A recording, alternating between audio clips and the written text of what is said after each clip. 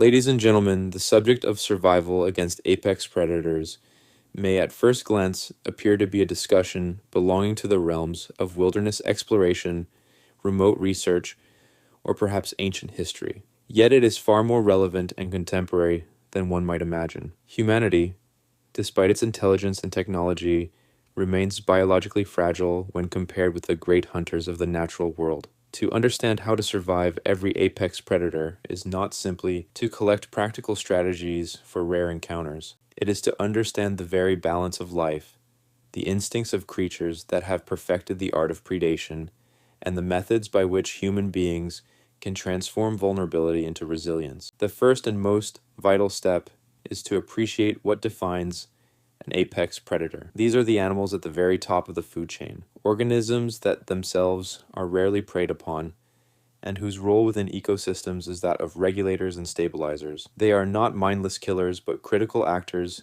in maintaining biodiversity. To survive them, one must understand them, not demonize them. Each predator employs particular strategies: stealth, strength, cooperation, endurance, or intelligence. In learning these strategies, humans can devise responses that exploit the predator's weaknesses while compensating for human limitations. Let us begin with those predators most often associated with human encounters in terrestrial environments: the great cats.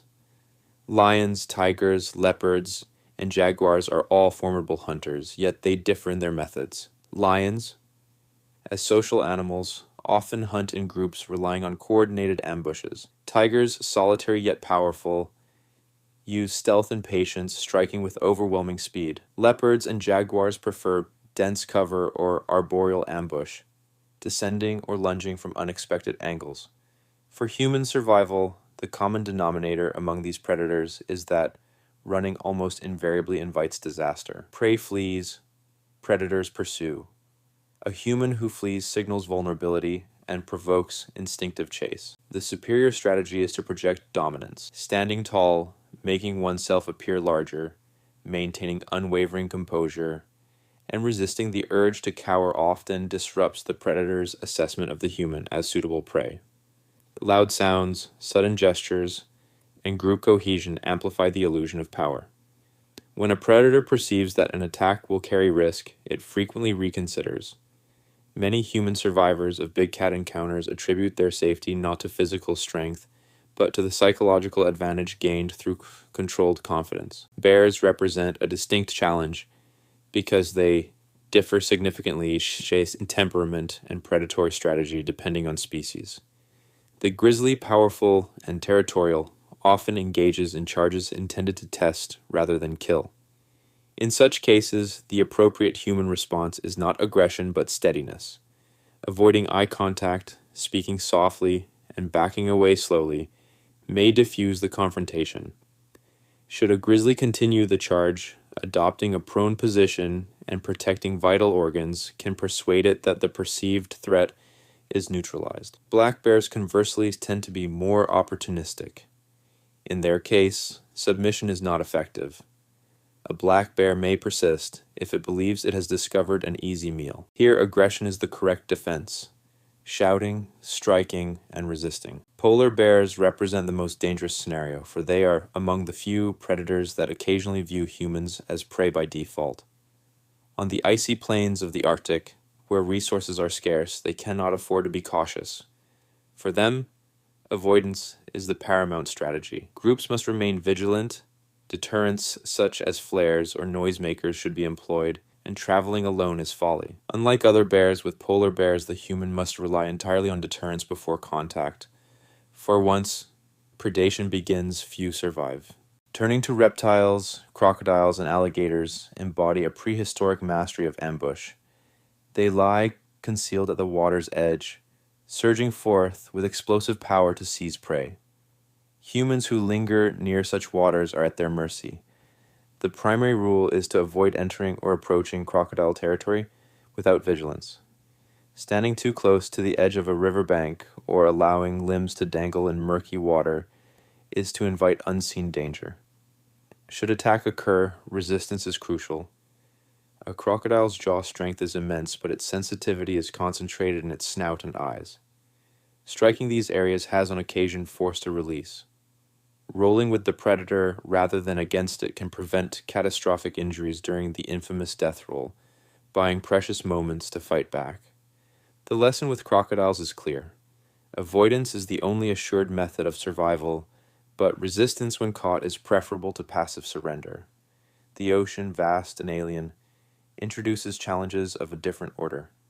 Among the most feared are sharks. Yet sharks, despite their reputation, do not target humans as regular prey. They investigate, they test, and only in rare circumstances do they persist in attack. Their perception is guided by vibrations, silhouettes, and sometimes the scent of blood. For this reason, erratic splashing, rapid flight, or panicked movement in the water magnifies risk.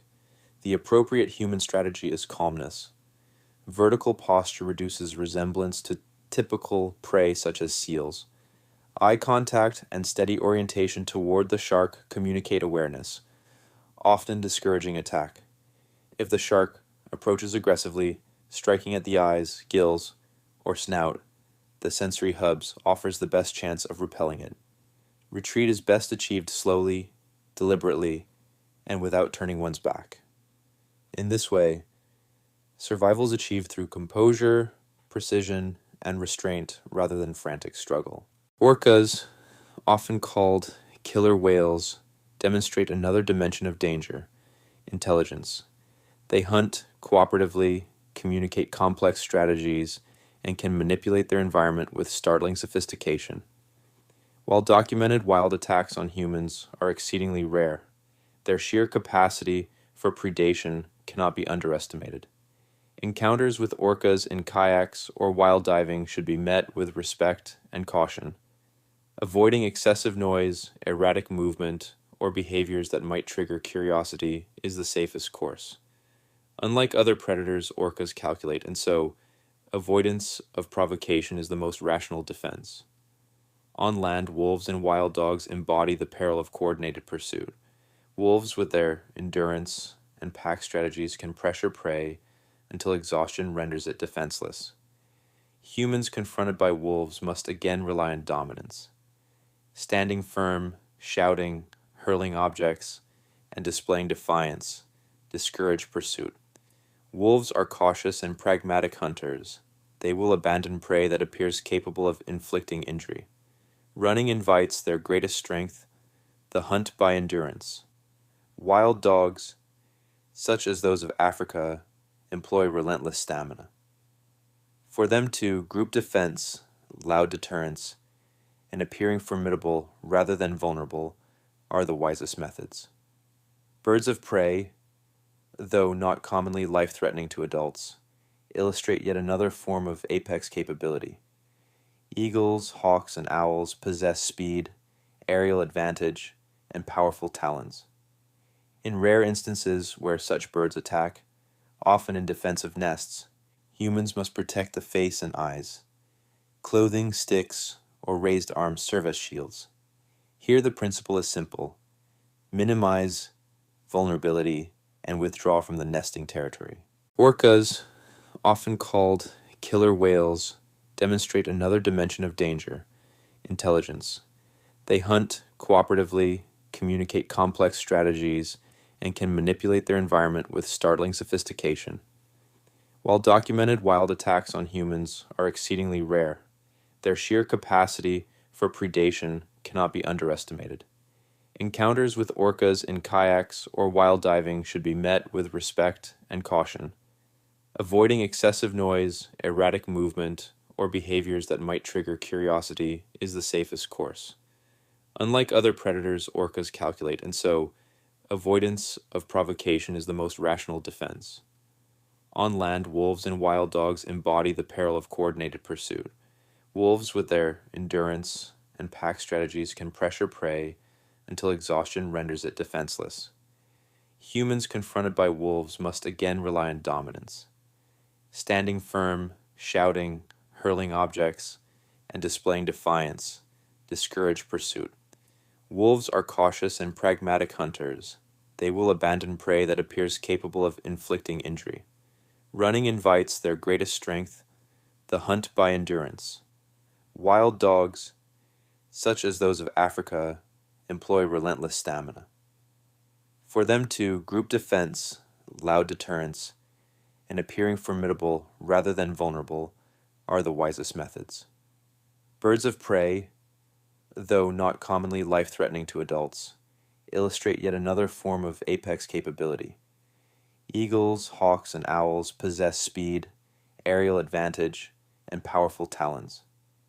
In rare instances where such birds attack, often in defense of nests, humans must protect the face and eyes. Clothing, sticks, or raised arms serve as shields. Here the principle is simple: minimize vulnerability and withdraw from the nesting territory. Another vital principle is distinguishing between predatory and defensive aggression. Many encounters occur not because the predator intends to eat, but because it perceives a threat.